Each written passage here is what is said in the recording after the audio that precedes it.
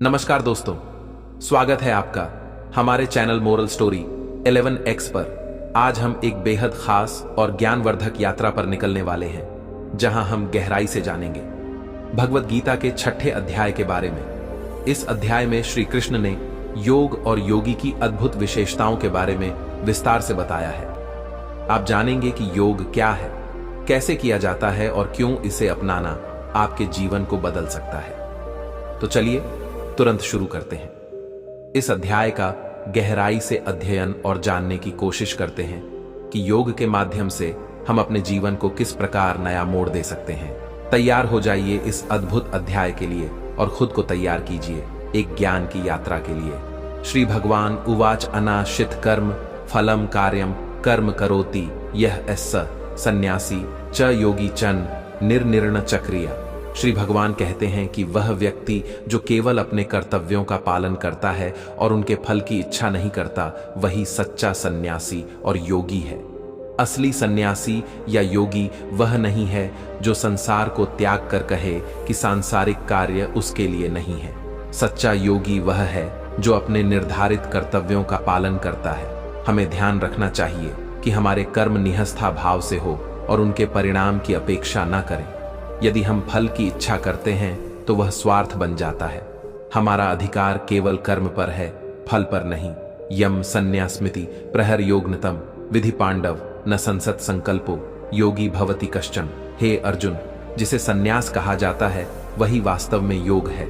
संन्यास का अर्थ है इच्छाओं और कामनाओं का त्याग, लेकिन इसका मतलब यह नहीं है कि हमें कर्म को त्याग देना चाहिए। सच्चा योगी वह है जो इच्छाओं को त्याग कर बिना फल की इच्छा किए अपने कर्तव्यों का पालन करता है। जो व्यक्ति अपने कर्म करते हुए उनके परिणाम की चिंता नहीं करता, वही सच्चा योगी कहलाता है। कर्म को त्यागना नहीं है, बल्कि कर्म के फल की आसक्ति को त्यागना है। यही सच्चे योगी का मार्ग है। आरुषोर मुने योग कर्म कारण मुज्ज योग ढ स्यतस वशम कारण मुत। योगी वही बन सकता है जो सोचता, समझता और मनन करता है।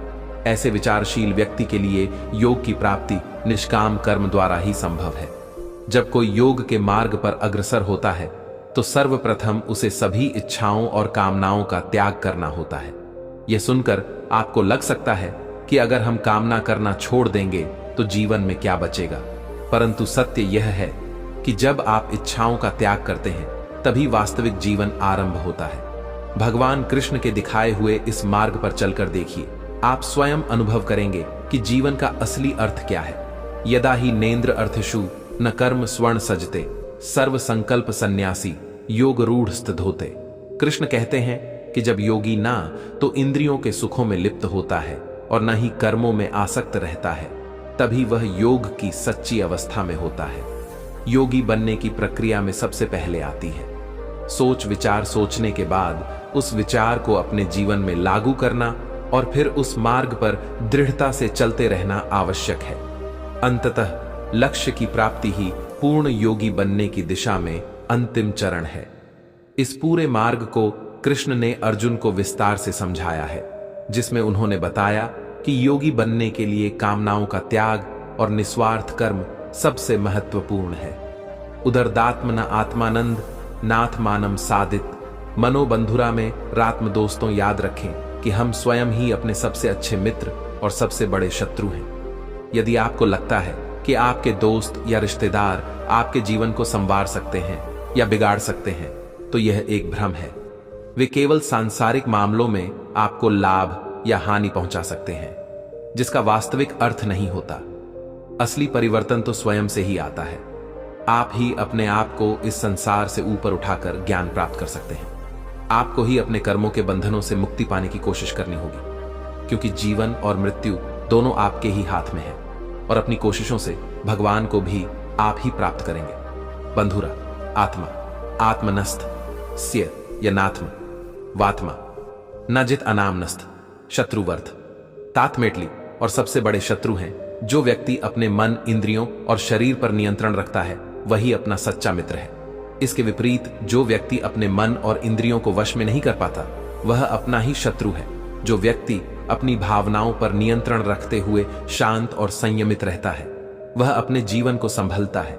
लेकिन जो व्यक्ति क्रोध या कामना के वशीभूत होकर गलत कार्य करता है वह स्वयं को ही नुकसान पहुंचा है। याद रखें, आपके जीवन का निर्णय आपके अपने हाथ में है और सही रास्ता चुनना आपकी जिम्मेदारी है। जिता मन प्रशांत सिय परमात्मा समाहित शीतोषण सुख दुखे शु तथा माना पमान। कृष्ण कहते हैं कि जो व्यक्ति सर्दी गर्मी सुख दुख सम्मान अपमान में समान रहता है वही सच्चे अर्थों में स्वाधीन है। ऐसा व्यक्ति बाहरी परिस्थितियों से प्रभावित नहीं होता और अपनी आंतरिक शांति बनाए रखता है। यही स्वाधीनता सच्चे ज्ञान की नींव है। यदि बाहरी चीजें हमारे व्यवहार को निर्धारित करती हैं तो हम उनकी दया पर निर्भर हो जाते हैं, जिससे हमारी स्वाधीनता सीमित हो जाती है। जब हम बाहरी परिस्थितियों पर नियंत्रण पाने की बजाय अपने भीतर के स्वभाव पर नियंत्रण पाते हैं, तभी हम सच्ची आजादी का अनुभव कर सकते हैं। लेकिन दुर्भाग्यवश हम में से अधिकांश लोग बाहरी चीजों के गुलाम हैं और इस वास्तविकता से अनजान हैं। ज्ञान विज्ञान तृप्ता आत्मा कूटस्थ विजित इंद्रिय युक्त इत उचित योगी समलो स्टा एस्म कांचन। जिस व्यक्ति के पास ज्ञान और विज्ञान दोनों का भंडार है, जो किसी भी प्रकार की कमी को खुद पर हावी नहीं होने देता, जिसकी इंद्रियां पूरी तरह नियंत्रित हैं और जिसके लिए मिट्टी पत्थर और सोना एक समान है, वही सच्चा योगी है। असली योगी के लिए मिट्टी और सोना एक समान है, वही सच्चा योगी है। असली योगी के लिए मिट्टी और सोना एक समान है, क्योंकि वह जानता है कि सोना भले ही मूल्यवान हो, पर यह संसार सुखों का प्रतीक है जो असल में क्षण भंगुर और मिथ्या है। योगी इस सत्य को समझता है कि असली आनंद भौतिक वस्तुओं में नहीं बल्कि आत्मज्ञान और आंतरिक शांति में है। सुहमित्रा युदा सन मध्यस्थ द्वेष बंधु शु साधु शव पच पापे शु संबुद्ध विशेष्य। कृष्ण योगी की सच्ची परिभाषा समझाते हुए कहते हैं कि असली योगी वही है जो सभी के प्रति एक समान प्रेम प्र और भलाई की भावना रखता है, जो व्यक्ति सभी का भला चाहता है, यहां तक कि अपने दुश्मनों के प्रति भी शुभ कामनाएं रखता है। वही सच्चा योगी है। जबकि हम सभी में अच्छाई और बुराई की पहचान करना स्वाभाविक होता है। योगी ऐसा नहीं करता, वह किसी को भी जज नहीं करता और सभी के प्रति समान भाव रखता है। साधु को अच्छा और चोर को बुरा कहना आसान है, लेकिन योगी सभी को एक समान देखता है और किसी के प्रति पूर्वाग्रह नहीं रखता। योगी यंज सतत आत्मानंद रहस्य स्थित एकाकीयत। वही आदत अज्ञान और पाप के संचय का भी कारण बनती है, जिसका हिसाब एक दिन हमें देना पड़ता है। सच्चा योगी समझता है कि दुनिया से दूर होकर अकेले में भगवान की उपासना करना ही सच्चा मार्ग है, जहां वह भगवान को याद करता है और आत्मा को परमात्मा से जोड़ता है। शचो देश प्रतिष्ठापना सन्मात्म नाथ चितम नातिन चंग चैला जिन कुसोतरम। इस श्लोक में कृष्ण ध्यान की विधि समझाते हुए बताते हैं कि ध्यान के लिए एक साफ सुथरी भूमि पर घास मृग छाल या वस्त्रों से बना आसन होना चाहिए। यह आसन ना तो बहुत ऊंचा होना चाहिए और ना ही बहुत नीचा। समय के साथ घर और सुविधाएं बदल गई हैं, लेकिन ध्यान की विधि में कोई बदलाव नहीं आया है। ध्यान के लिए आसन साधारण और स्थिर होना चाहिए, न कि ऊंचा या हिलने वाला। जगह को साफ और व्यवस्थित रखना आवश्यक है ताकि ध्यान की प्रक्रिया सहज और प्रभावी हो सके। तत्र काग्र मनः कृत्वा यत चित्त द्रक्रिय उपविश्वास युज आद्योगी। साफ भूमि पर एक समतल आसन पर बैठकर आप ध्यान कर सकते हैं। चाहे वह ईश्वर का ध्यान हो या आत्मा का ध्यान, का उद्देश्य यह होना चाहिए कि आप बाहरी विघ्नों से बचकर अपने अंदर की ओर ध्यान केंद्रित करें। कृष्ण बताते हैं कि आसन पर बैठकर चित्त और इंद्रियों को नियंत्रण में रखते हुए मन को एकाग्र करना चाहिए ताकि अंतःकरण की शुद्धि हो सके। मन को स्थिर और संकेंद्रण करना योग की साधना का हिस्सा है। समम काय शिरोकवम धार्य न चलम स्थिर संप्रेक्षण स्वम दिश्य चाण लोकन। कृष्ण ध्यान की विधि को समझाते हुए बताते हैं कि ध्यान के लिए आपको अपने शरीर, सिर और गले को सीधा और स्थिर बनाए रखना चाहिए। ध्यान की स्थिति में आपको अपनी दृष्टि अपनी नाक के अगले हिस्से पर केंद्रित करनी चाहिए और अन्य दिशाओं में देखने से बचना चाहिए। आपका शरीर और गला पूरी तरह सीधा होना चाहिए। जब शरीर स्थिर हो जाए तो मन को स्थिर करने के लिए अपनी आंखों को नाक के अगले हिस्से पर केंद्रित करें ताकि आपकी दृष्टि अन्य वस्तुओं को ना देखे। इस विधि से आप अपने मन को नियंत्रित कर सकते हैं और ध्यान की स्थिति प्राप्त कर सकते हैं। प्रशांत आत्मा विगत भी ब्रह्मचारी वृत्ते स्थित मनः संयम मच्छतो युक्त आयित मत परा। कृष्ण ध्यान की स्थिति को समझाते हुए बताते हैं कि साधक को ब्रह्मचारी की तरह स्थित रहना चाहिए। यहां ब्रह्मचारी का अर्थ है जो ब्रह्मा के सिद्धांतों का पालन करता है और नियमित रूप से यज्ञ करता है। साधक का मन भय और अशांति से मुक्त होना चाहिए और उसके अंतःकरण में पूर्ण शांति होनी चाहिए। एक सावधान योगी को चाहिए कि वह अपने मन को नियंत्रित करके अपना चित्त भगवान में लगाए, बिना किसी डर के और पूरी शांति के साथ। यही सच्ची योगी की स्थिति है। यंजन एवं सदा मानम योगी नियत मानस शांति निर्वाण परमामत संस्था म अधिक। क्षतिकृष्ण ध्यान की स्थिति को विस्तार से समझाते हुए अर्जुन से कहते हैं कि जो व्यक्ति अपने मन को नियंत्रित कर लेता है उसे चाहिए कि वह अपनी आत्मा में मेरे स्वरूप को खोजे। ऐसा करने से वह योगी उस परम आनंद की प्राप्ति करता है जो मुझ में है। हमारी आत्मा वास्तव में परमात्मा का ही एक अंश है, लेकिन मन इस सत्य को छुपाने की कोशिश करता है। इसलिए मन को वश में करना एक योगी के लिए अत्यंत आवश्यक है। तभी ध्यान की साधना पूरी होती है और सच्चा योगी आत्मा में परमात्मा के स्वरूप का अनुभव कर सकता है। नाथ स्तस्तु योगो न चैकांत मनस्थ न जाति स्वप्न शल अस्य जागृत नवचा। अर्जुन कृष्ण बताते हैं कि योग का सिद्धि प्राप्त करना आसान नहीं है और यह केवल कुछ विशेष लोगों को ही मिलती है। हे अर्जुन, योग ना तो अत्यधिक खाने वाले को मिलता है, ना ही बहुत कम खाने वाले को, ना ही बहुत अधिक सोने वाले को और ना ही पूरी तरह से जागते रहने वाले को। कृष्ण यहां अति के सिद्धांत की बात कर रहे हैं। चाहे वह भोजन हो या नींद, किसी भी चीज की अति हानिकारक होती है। योग तभी संभव होता है जब आप संतुलित रूप से केवल उतना ही खाएं और सोए जितना आवश्यक हो। इस संतुलन को बनाए रखते हुए ही योग की सिद्धि प्राप्त की जा सकती है। युक्ताहार विहारस्य युक्त चेष्टा एस्य कर्मसु युक्त स्वप्न व बोधस्य योगो भवति दुख। कहा कृष्ण बताते हैं कि योग उन लोगों के लिए सरल होता है जो सही आचरण और अनुशासन का पालन कर सकते हैं। जिनके लिए अनुशासन बनाए रखना मुश्किल होता है, उनके लिए योग भी कठिन होगा। योग तब सफल होता है जब व्यक्ति संतुलित रूप से भोजन करता है, सही मात्रा में सोता है और अपने कर्मों में पूरी निष्ठा रखता है। ऐसे साधक का योग पूरा होता है और उसके सारे दुख समाप्त हो जाते हैं। किसी भी गतिविधि को सफलतापूर्वक करने के लिए अनुशासन की आवश्यकता होती है। यही योग के लिए भी लागू होता है। यदा विनित चित्तमात्म व वति निस्पृह सर्व कामे भयुक्त इच्छते।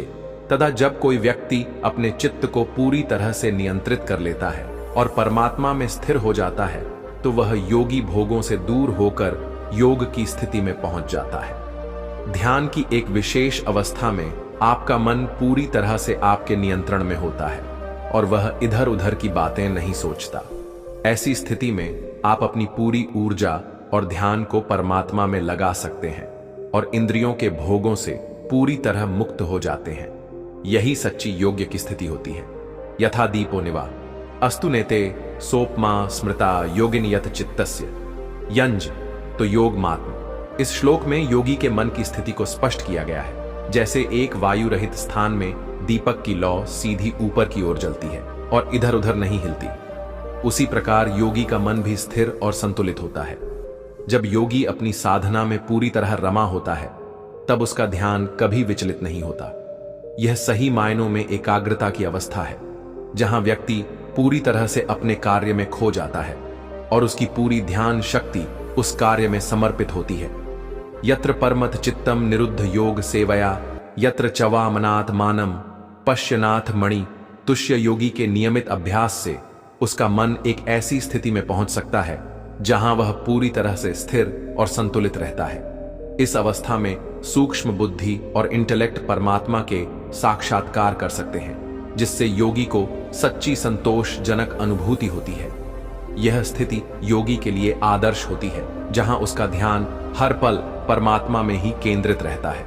यदि शुरुआत में आपका मन वश में नहीं आता तो चिंतित ना हो, लगातार ध्यान का अभ्यास जारी रखें और एक दिन ऐसा होगा कि आपका मन आपके नियंत्रण में आ जाएगा। तब योग की साधना आसान हो जाएगी।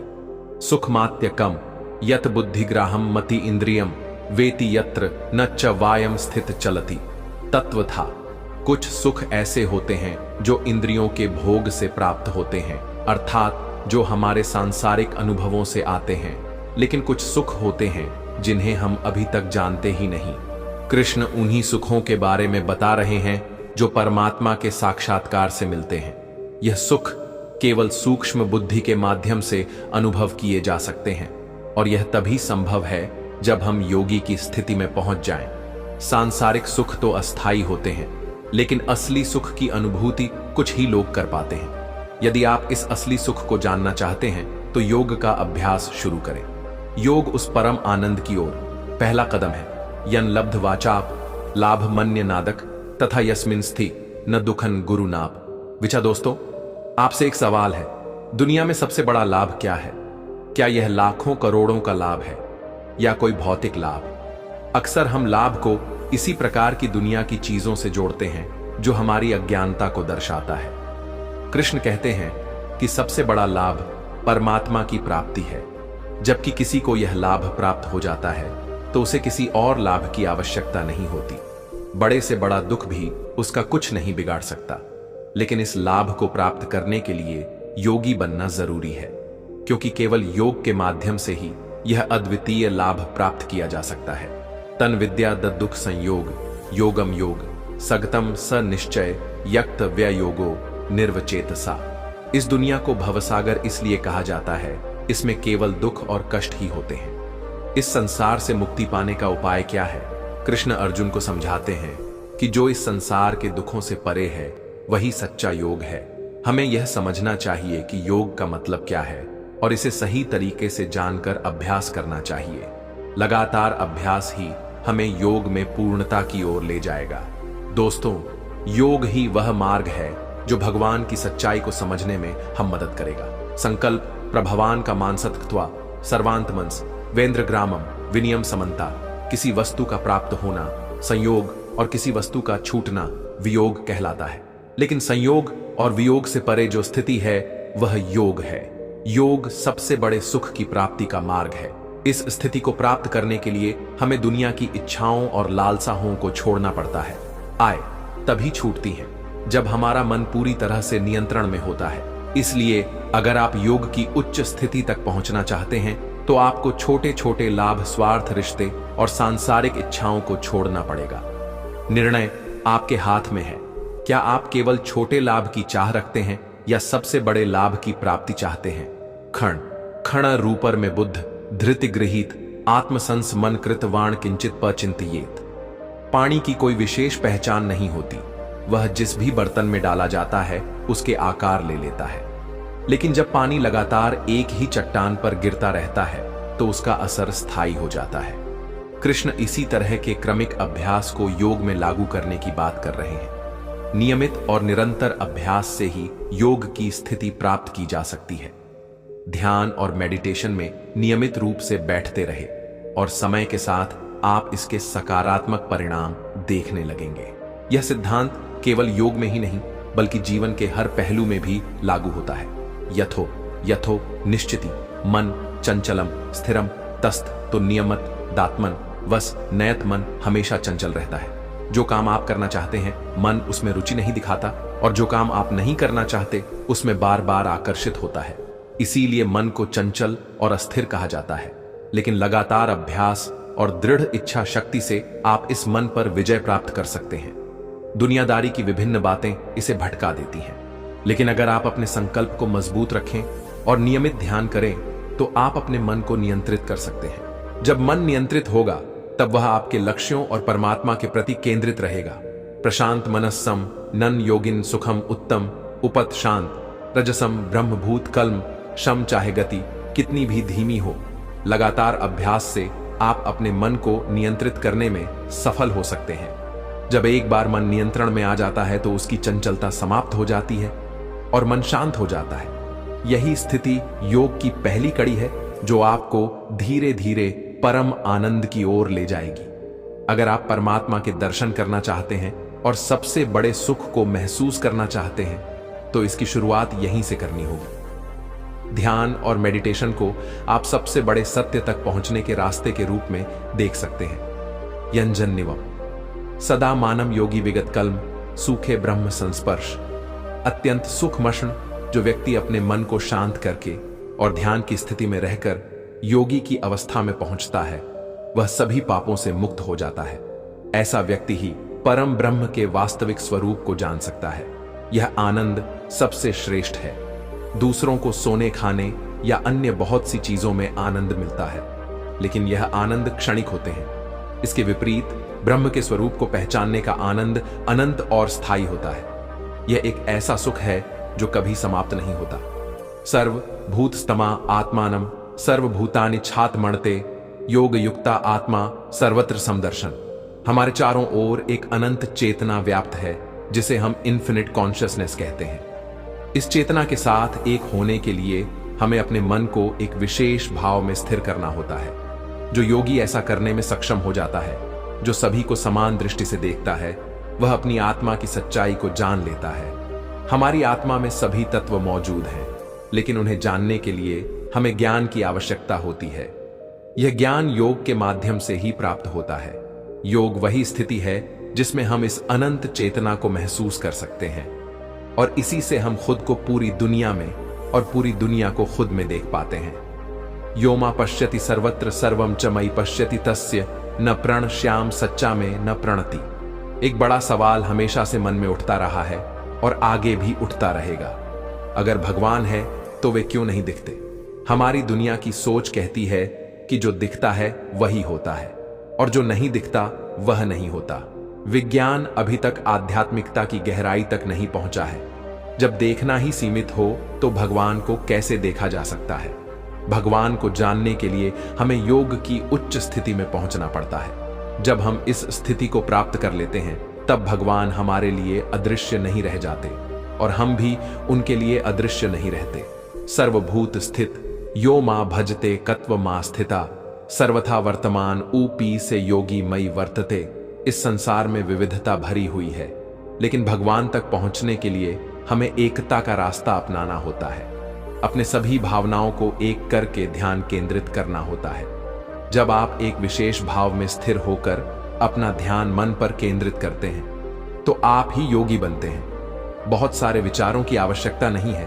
आपको अपने आप को पूरी तरह से नियंत्रित करना होता है, तभी आपकी बुद्धि एक दिशा में स्थिर रहती है, अन्यथा यह इधर उधर भटकती रहती है। कृष्ण का कहना है कि जो इस प्रकार से ध्यान और भक्ति करता है, वही मेरे सच्चे दर्शन को प्राप्त करता है। आत्मपमन सर्वत्र समम पश्यति अर्जुन सुखम व यदि वा दुखम सहयोगी परमो मथा। हे अर्जुन, जो योगी सुख और दुख में समान दृष्टि रखता है, वही सबसे श्रेष्ठ माना जाता है। दोस्तों, जो व्यक्ति भेदभाव करता है या किसी को स्वीकार नहीं करता, वह योगी नहीं हो सकता। कृष्ण योगी की परिभाषा देते हैं कि योगी वह है जो सभी परिस्थितियों में समान भाव रखता है। वह सुख और दुख दोनों में एक जैसा रहता है। भगवान केवल मंदिर या पूजा पाठ में नहीं दिखते। वास्तव में योगी ही होता है जो हर वस्तु में भगवान को देख सकता है। अर्जुन उवाच यूयम योगस्था सामन मधुसूदन इत स्याह न पश्यामी चंचल त्वा स्थिति स्थिरा। अर्जुन एक स्वाभाविक सवाल पूछते हैं जो हम सभी के मन में उठता है।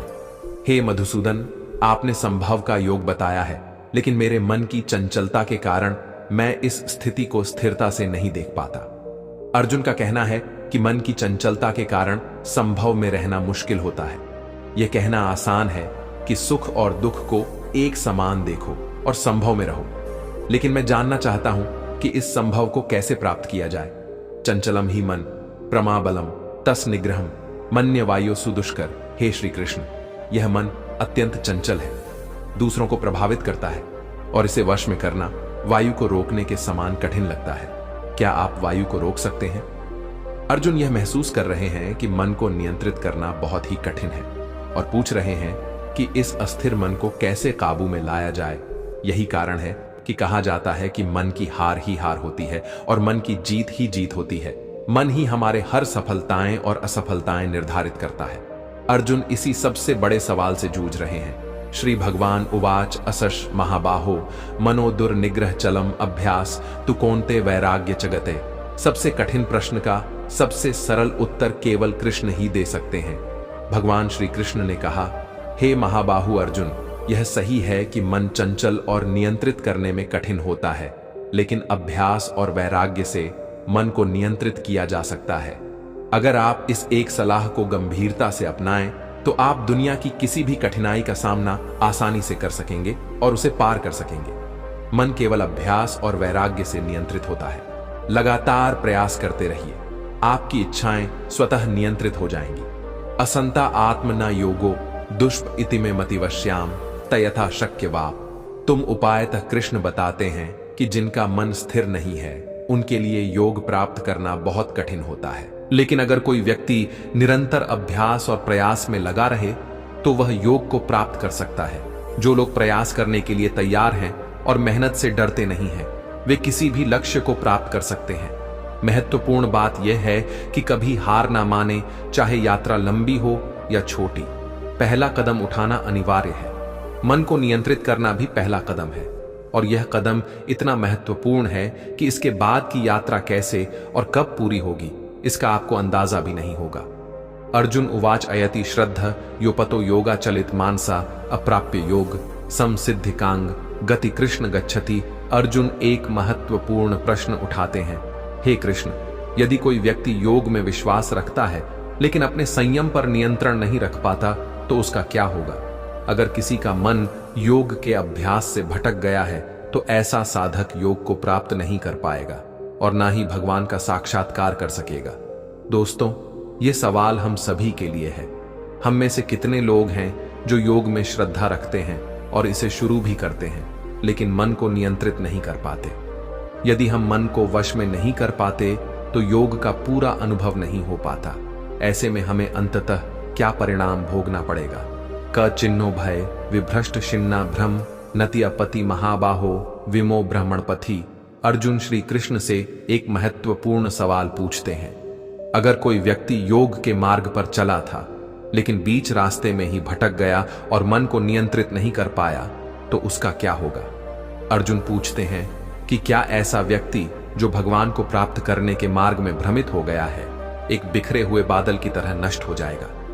रास्ते में कठिनाइयों और डर के कारण अर्जुन कृष्ण से यह जानना चाहते हैं कि यदि किसी ने योग की शुरुआत तो की, लेकिन टू झोंग रास्ता भटक गया, तो क्या वह पूरी तरह नष्ट हो जाएगा? तन में संशयम कृष्ण छेत मरहस्य शेष त्वदन्य संशय सस्य छेता न उपद्य। अर्जुन अपने सवाल को पूरा करते हुए श्री कृष्ण से कहते हैं, हे कृष्ण, मेरे इस संशय का समाधान केवल आप ही कर सकते हैं, क्योंकि आपके अलावा कोई ऐसा नहीं है जो इसका सही उत्तर दे सके। अर्जुन जानते हैं कि श्री कृष्ण स्वयं साक्षात ईश्वर हैं, जो मानवों के बीच युद्ध में खड़े हैं और युद्ध की सलाह दे रहे हैं। अर्जुन का विश्वास है कि कृष्ण से बड़ा कोई ज्ञानी नहीं हो सकता। जो कृष्ण ने कहा है वही सत्य है। इस प्रश्न के माध्यम से अर्जुन एक तरह से कृष्ण को सम्मान और श्रद्धा अर्पित कर रहे हैं। श्री भगवान उवाच पार्थ न वह नामत विनाश तस्य विद्यते नहीं कल्याण कृत कश्चित दुर्गति तात गच्छति। श्री कृष्ण अर्जुन को उत्तर देते हैं, हे पार्थ, ऐसा व्यक्ति न तो इस संसार में और न ही परलोक में नष्ट होता है, क्योंकि आत्मा के कल्याण के लिए कर्म करने वाला कभी भी बुरी स्थिति में नहीं पड़ता। अर्जुन का सवाल था कि यदि कोई व्यक्ति योग की शुरुआत करता है लेकिन अपने मन को नियंत्रित नहीं कर पाता, तो उसका क्या होगा? क्या वह नष्ट हो जाएगा? कृष्ण का उत्तर है कि जो व्यक्ति आत्मा की भलाई के मार्ग को अपनाता है और भगवान को जानना चाहता है, उसका कभी भी पतन नहीं हो सकता। ऐसे व्यक्ति का बुरा नहीं हो सकता। वास्तव में जो व्यक्ति भगवान को प्राप्त करने के मार्ग पर चलता है, उसका बुरा होना असंभव है। प्राप्य पुण्य कृता लोकान शिवा अवती है समा सूचना श्रीमता के हे योग भ्रष्ट भजते। श्री कृष्ण बताते हैं कि जो व्यक्ति योग की शुरुआत करता है लेकिन बीच में ही उसे छोड़ देता है, उसे योग का भ्रष्ट नहीं कहा जाता। वे आगे कहते हैं कि ऐसा व्यक्ति नष्ट नहीं होता, बल्कि वह स्वर्ग को प्राप्त होता है। स्वर्ग में कई वर्षों बिताने के बाद वह एक शुद्ध आचरण वाले परिवार में जन्म लेता है। जन्म के साथ हमारा भाग्य और जीवन जुड़ जाते हैं, और अक्सर हमें लगता है कि एक अच्छे परिवार में जन्म लेने से जीवन में अच्छाई आएगी। कृष्ण का कहना है कि अच्छे कर्मों का परिणाम अच्छा होता है। यदि आपने अच्छे कर्म किए जैसे योग, लेकिन उसे बीच में छोड़ दिया तो भी चिंता की कोई बात नहीं। अगले जन्म में आपको एक अच्छे परिवार में जन्म मिलेगा, अथवा योगिना मेव कुले भवती धीमताम इत दुर्लभ तरण लोके। जन्म यदि दृश्यम श्री कृष्ण बताते हैं कि जैसे इंगत वैसी रंगत होती है, जिस माहौल में आप होते हैं उसी के प्रभाव से आप बदल जाते हैं। कृष्ण कहते हैं कि जो व्यक्ति योग के मार्ग पर चला था लेकिन रास्ते में भटक गया, उसके अच्छे कर्म व्यर्थ नहीं जाएंगे। वह पहले स्वर्ग को प्राप्त होगा और फिर अगले जन्म में ज्ञानवान योगियों के परिवार में जन्म लेगा। कृष्ण का कहना है कि हमारा वर्तमान जन्म अत्यंत दुर्लभ है और इसे बेकार नहीं करना चाहिए। अगर आप कृष्ण के बताए मार्ग पर सच्चे मन से चलेंगे तो भगवान को प्राप्त करने का मार्ग खुल जाएगा। यदि बीच में कहीं रुक जाए या अटक जाए तो भी उसका लाभ अगले जन्म में जरूर मिलेगा। तत्र तम बुद्धि संयोग लभते पर्वदेहि कम यथे च ततो भूय सम सिद्ध कुरुनंदन। यदि आपने सच्चे मन से योग के मार्ग पर चलते हुए अपने मन को नियंत्रित करने की कोशिश की, लेकिन किसी कारणवश वह अधूरा रह गया, तो घबराने की कोई आवश्यकता नहीं है। आपके द्वारा संचित किए गए योग के संस्कार समाप्त नहीं होंगे। अगले जन्म में भी यह संस्कार आपके साथ रहेंगे और आप वहां से अपनी यात्रा फिर से शुरू कर सकेंगे।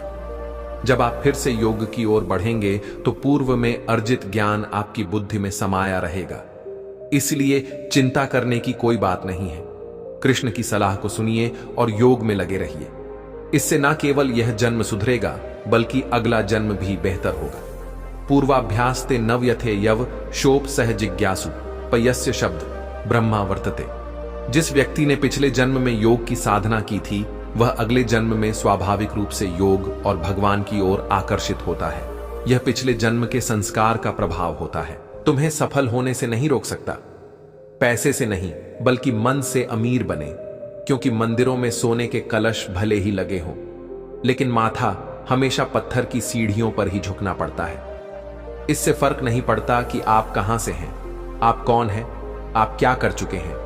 आप हमेशा कुछ नया कर सकते हैं और खुद को बेहतर बना सकते हैं। वक्त कहता है मैं किसी का नहीं, ना कोई मेरा है ना मैं किसी का। जो कोई मुझे अहमियत दे उसकी मैं जिंदगी संवार दूं, और जो कोई मुझे अहमियत ना दे उसका मैं सब कुछ छीन लूं। अगर आपके पास मन की शांति है तो समझ लेना आपसे अधिक भाग्यशाली कोई नहीं है। नम्रता कठोरता से अधिक शक्तिशाली होता है, जल चट्टान से अधिक शक्तिशाली होता है, प्रेम बल से अधिक शक्तिशाली होता है। ईश्वर सिर्फ दिशा दिखा सकता है, लेकिन उस पथ पर चलना हमारा काम है। उस काम को कभी ना छोड़े जिसके बारे में आप हर दिन सोचते हैं। गुस्से में कभी गलत मत बोले, क्योंकि गुस्सा तो कुछ समय बाद शांत हो जाएगा, लेकिन आपकी जुबान से निकले गलत शब्द कभी वापस नहीं आएंगे। सफलता हाथों की लकीरों में नहीं, माथे के पसीन में होती है। परेशानी जिंदगी का हिस्सा है। अगर यह नहीं आएगी तो इंसान निखरेगा कैसे? क्योंकि यह परेशानियां ही तो हैं जो इंसान को जिंदगी जीने का सही मतलब समझाती है। जरूरी नहीं कि अच्छी बातें करने वाला हर इंसान अच्छा हो। आजकल साजिश रचने वाले भी बहुत मीठा बोलते हैं। अहंकार और संस्कार में बहुत फर्क है। अहंकार दूसरों को झुकाकर खुश होता है, संस्कार स्वयं झुककर खुश रहता है। सब कुछ जानते हुए भी अगर आप गलत को गलत कहने का साहस नहीं रखते तो आप अपने हक के लिए भी कभी लड़ नहीं सकते। जिंदगी में सबसे ज्यादा खुश वही रहता है जो कम साधनों में भी खुश रहता है।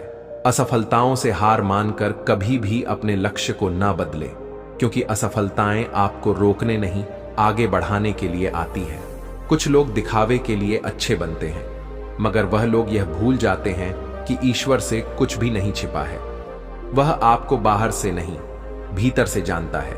विश्वास रखिए, अगर आप किसी के लिए निस्वार्थ भाव से कुछ अच्छा करेंगे तो कहीं ना कहीं आपके लिए बहुत कुछ अच्छा जरूर हो रहा होगा।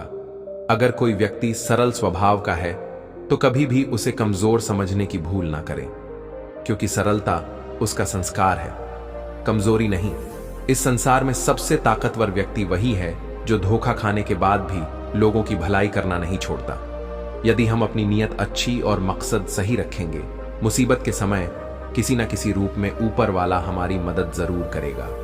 बुरे वक्त में कंधे पर रखा गया हाथ आपकी कामयाबी पर बजने वाले तालियों से कई गुना ज्यादा मूल्यवान होता है। कोई भी व्यक्ति हमारा मित्र या शत्रु बनकर संसार में नहीं आता। हमारा व्यवहार और शब्द ही लोगों को मित्र और शत्रु बनाते हैं। दुनिया वह किताब है जिसे कभी कोई पढ़ नहीं पाया है, लेकिन जमाना वह अध्यापक है जो सब कुछ सिखा देता है। जिंदगी में जो कुछ भी होता है अच्छे के लिए होता है। बुरा वक्त इसलिए आता है ताकि हम अच्छे वक्त की कीमत जान सके, और लोग इसलिए बदल जाते हैं ताकि हम उनके असली चेहरे पहचान सके कि वह क्या थे और हम क्या समझ रहे थे। अगर अंधकार से लड़ने का संकल्प कोई कर लेता है तो एक अकेला जुगनू भी सब अंधकार हर लेता है। बारिश की बूंदें भले ही छोटी हों, लेकिन उनका लगातार बरसना बड़ी नदियों का बहाव बन जाता है। वैसे ही हमारे छोटे छोटे प्रयास भी जिंदगी में बड़ा परिवर्तन ला सकते हैं। पूरे संसार में ईश्वर ने सिर्फ मनुष्य को ही मुस्कुराने का गुण दिया है। इस गुण को खो ये मत सफल। लोग रास्ते बदलते हैं, इरादे नहीं, और असफल लोग अपने इरादे ही बदल लेते हैं। सभी जीवों में केवल इंसान ही पैसा कमाता है। और कितनी अजीब बात है, यह कोई जीव कभी भूखा नहीं मरता और इंसान का कभी पेट नहीं भरता। विश्वास रखो उस भगवान पर, कभी ज्यादा मांगो नहीं, कम वो कभी देगा नहीं। सारे सबक किताबों में नहीं मिलते, कुछ सबक जिंदगी भी सिखाती है। जिंदगी में रिस्क लेने से कभी मत डरो, या तो जीत मिलेगी या हार भी गए तो सिख मिलेगी। शानदार जिंदगी जीने के दो ही तरीके हैं, जो पसंद है उसे हासिल करो, नहीं तो जो हासिल है उसे पसंद करो। मेरी सफलता को देखकर हैरान है। जब गलती अपनी हो तो हमसे बड़ा कोई वकील नहीं, जब गलती दूसरों की हो तो हमसे बड़ा कोई जज नहीं। आपको खुश रहना, यह आपका बुरा चाहने वालों के लिए सबसे बड़ी सजा है। श्री कृष्ण कहते हैं, अगर आप अपने मन को अपने वश में नहीं करेंगे तो वह आपके दुश्मन की तरह काम करना शुरू कर देगा। निर्माण केवल पहले से बनी चीजों का नया रूप है। कोशिश की जाए तो अपने अशांत मन को आसानी से नियंत्रित किया जा सकता है। इंसान नहीं, उसका मन किसी का दोस्त या दुश्मन होता है। जो किसी दूसरों पर शक करता है उसे किसी भी जगह पर खुशी नहीं मिल सकती। आपका निराश ना हो, ना ही परम सुख होता है। क्रोध मूर्खता को जन्म देता है। अफवाह से अक्ल का नाश, और अक्ल के नाश से इंसान का नाश होता है। सही मायने में चोर वह है जो अपने हिस्से का काम किए बिना भोजन करता है। कर्म करते जाओ, फल की चिंता मत करो। मन बहुत चंचल है जो इंसान के दिल में उथल पुथल कर देता है। यहां हर कोई खाली हाथ आया था और खाली हाथ इस दुनिया से जाएगा। परिवर्तन संसार का नियम है। कल जो किसी और का था आज वह तुम्हारा है, कल वह किसी और का होगा। श्री कृष्ण कहते हैं, आत्मा अमर है, इसीलिए मरने की चिंता मत करो। मेरा तेरा छोटा बड़ा अपना पराया मन से मिटा दो, फिर सब तुम्हारा है। और तुम सबके भूत और भविष्य में नहीं, जीवन तो इस पल में है, अर्थात वर्तमान का अनुभव ही जीवन है। जो मन को नियंत्रित नहीं करते उनके लिए वह शत्रु के समान कार्य करता है। खुशियों में तो सब साथ होते हैं, असल दोस्त वही है जो दुख में साथ दे। सदैव संदेह करने वाले व्यक्ति को कभी भी सुख नहीं मिल सकता। क्रोध से भ्रम पैदा होता है। सपने सच करने से पहले सपने देखने पड़ते हैं। श्री कृष्ण कहते हैं, अगर आप अपने मन को अपने वश में नहीं करेंगे तो वह आपके दुश्मन की तरह काम करना शुरू कर देगा। निर्माण केवल पहले से बनी चीजों का नया रूप है। कोशिश की जाए तो अपने अशांत मन को आसानी से नियंत्रित किया जा सकता है। इंसान नहीं, उसका मन किसी का दोस्त या दुश्मन होता है। जो किसी दूसरों पर शक करता है उसे किसी भी जगह पर खुशी नहीं मिल सकती। आपका निराश ना हो, ना ही परम सुख होता है। क्रोध मूर्खता को जन्म देता है। अफवाह से अकल का नाश, और अक्ल के नाश से इंसान का नाश होता है। सही मायने में चोर वह है जो अपने हिस्से का काम किए बिना भोजन करता है। कर्म करते जाओ, फल की चिंता मत करो। मन बहुत चंचल है जो इंसान के दिल में उथल पुथल कर देता है। यहां हर कोई खाली हाथ आया था और खाली हाथ इस दुनिया से जाएगा। परिवर्तन संसार का नियम है। कल जो किसी और का था आज वह तुम्हारा है, कल वह किसी और का होगा। श्री कृष्ण कहते हैं, हुनर तो सब में होता है, फर्क बस इतना होता है, किसी का छिप जाता है तो किसी का छप जाता है। दूसरों को सुनने के लिए अपनी आवाज ऊंची मत कीजिए, बल्कि अपना व्यक्तित्व इतना ऊंचा बनाइए कि आपको सुनने की लोग मन्नत करें। अच्छा काम करते रहिए, चाहे लोग तारीफ करें या ना करें। पहचान से मिला काम थोड़े बहुत समय के लिए रहता है, लेकिन काम से मिली पहचान उम्र भर रहती है। जब गलती अपनी हो तो हमसे बड़ा कोई वकील नहीं। जब गलती दूसरों की हो तो हमसे बड़ा कोई जज नहीं।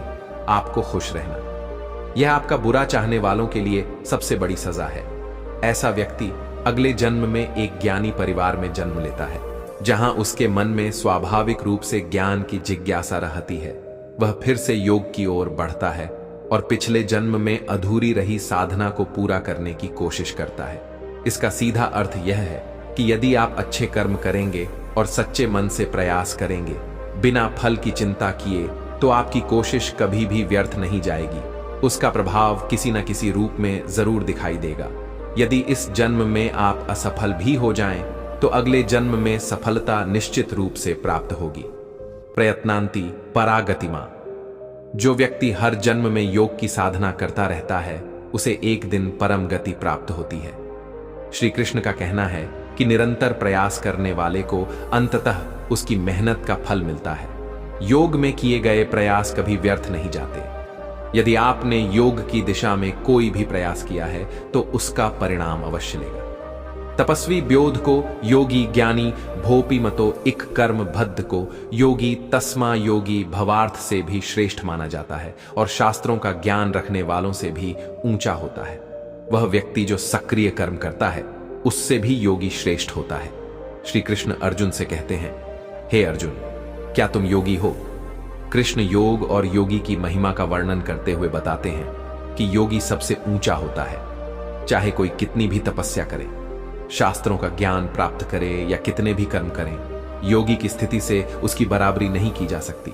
कृष्ण चाहते हैं कि अर्जुन योगी बने और हमें भी योग को समझकर और उसे अपने जीवन में अपनाकर योगी बनने की कोशिश करनी चाहिए। योगी नाम सर्वेश मदगते नांतर आत्माना श्रद्धा वाण भजते योमा समय युक्त तमो मथा। श्री कृष्ण बताते हैं कि जो योगी सबसे अधिक श्रद्धावान होता है और अपनी आत्मा से उन्हें निरंतर पूजा करता है, वह सबसे परम श्रेष्ठ होता है। कृष्ण ने स्पष्ट किया है कि भजन दिखावे की चीज नहीं होती। इसका प्रदर्शन करने की कोई आवश्यकता नहीं है। आपके आसपास के लोगों को यह अच्छा लग सकता है, लेकिन भगवान को इससे कोई फर्क नहीं पड़ता। कृष्ण का कहना है कि सच्ची भक्ति और श्रद्धा अंतःकरण से होती है। भगवान को केवल अपने मन में रखना चाहिए, ना कि उनकी फोटो गले में लटका कर या टैटू बनवाकर। आपको कृष्ण की बातों को आत्मसात करना है और उनके योग को अपनाना है। तभी आप उनके प्रिय होंगे और सभी इच्छाएं पूरी होंगी।